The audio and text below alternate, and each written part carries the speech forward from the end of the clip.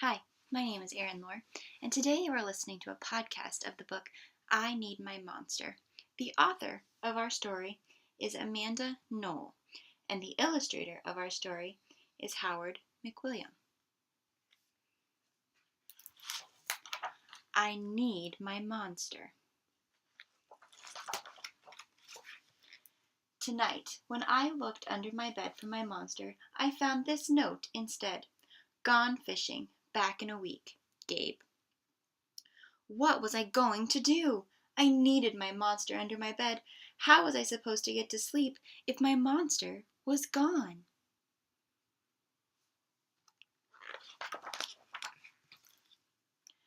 I tried to sleep, but it wasn't the same without Gabe.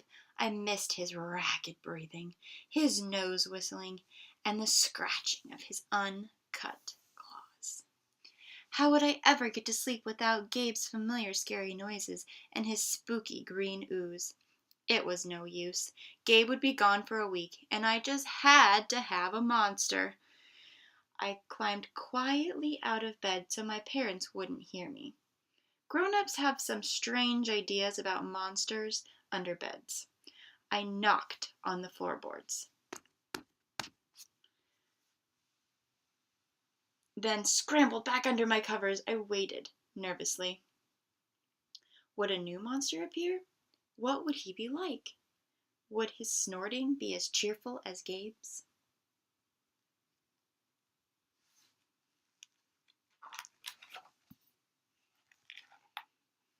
When I heard some creaking under my bed, I knew that the substitute monster had arrived. "Good evening," said a low, breathing voice. "My name is Herbert, and I will be your monster this evening." Herbert? What kind of name is that for a monster? You don't sound scary at all. Have you ever even scared a kid before? "Well, no, but I have read all the best books on the topic." "Do you have long teeth and scratchy claws?" I asked. "No, but I have an overbite, and I'm a mouth breather. Listen." Herbert's panting was kind of scary, but it wasn't enough for me. "Listen, Herbert, I'm sorry. I just don't think this is going to work. It's nothing personal, but I really need a monster with claws." "Picky, picky," Herbert complained. "As you wish. I'll go." There was some more creaking, then Herbert was gone.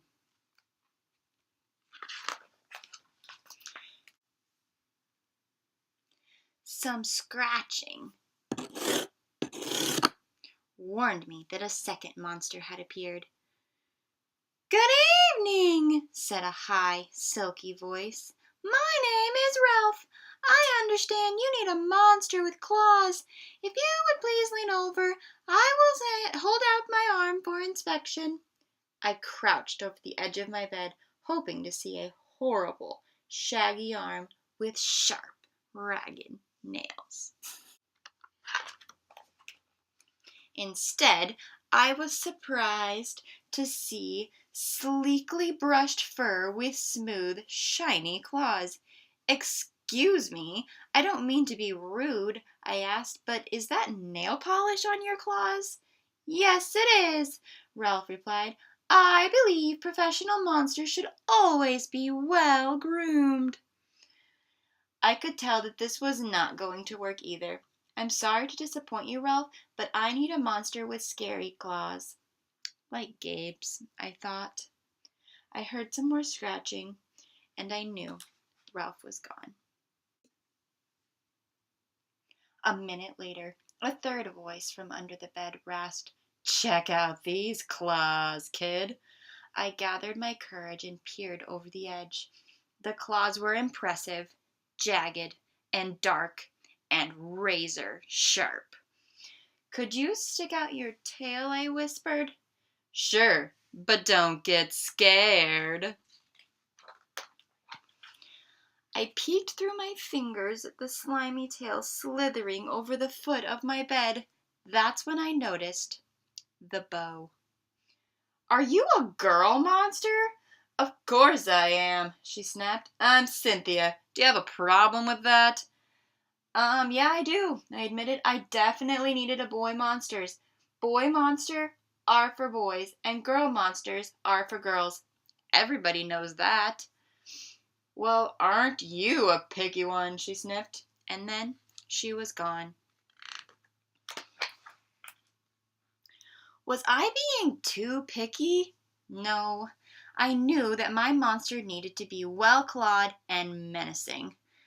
The whole point of having a monster, after all, was to keep me in bed, imagining all the scary stuff that could happen if I got out.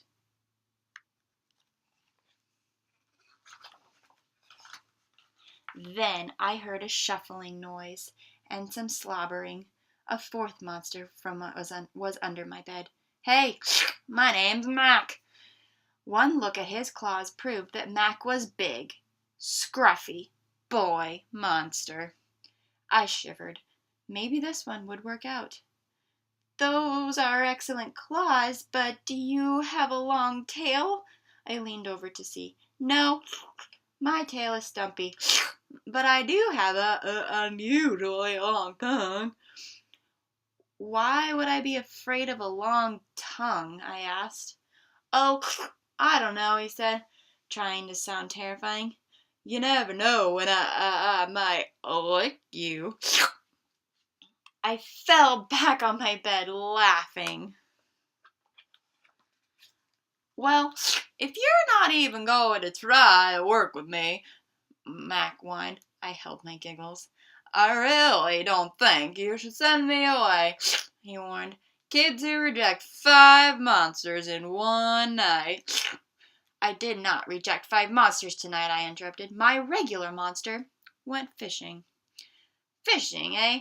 Maybe he just left because you're so picky. Fine, I'm out of here. But I wouldn't expect another monster tonight if I were you. How was I ever going to get to sleep without a monster? I was surprised to hear more creaking under my bed. Loud creaking without scratching. I thought no more monsters were going to appear tonight, I said. Sorry I'm late, kid. Whew, it was Gabe. I thought I would enjoy fishing, but I didn't, he explained. Those fish scare too easily. No challenge at all. You, however, are challenging, my friend. You're almost too old to be afraid of monsters. You keep me on my toes. Ah, toes. A delicious snack. The bed quivered as Gabe's stomach rumbled with hunger. Now, if you don't mind, I'd like to start the evening with an ominous puddle of drool.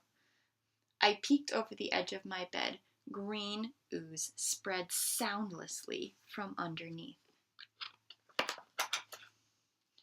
Then the bed trembled as Gabe unfurled his spiked tail.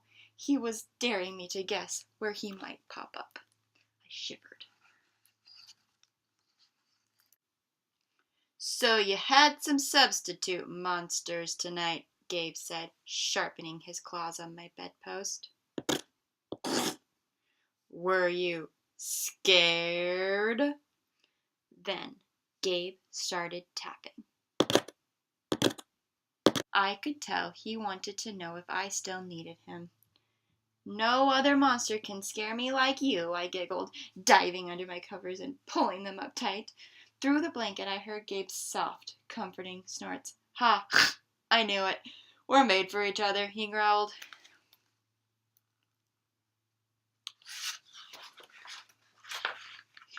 When my blanket started to slip off the bed, I knew Gabe was ready to eat. Now, if you could please stick out your foot, he said, I'd like to nibble your pinky. I yanked my blanket back up and scrunched in my feet so Gabe couldn't get them. No toes tonight, but you can have this, I offered, pushing my pillow off the bed. I didn't even hear it hit the floor.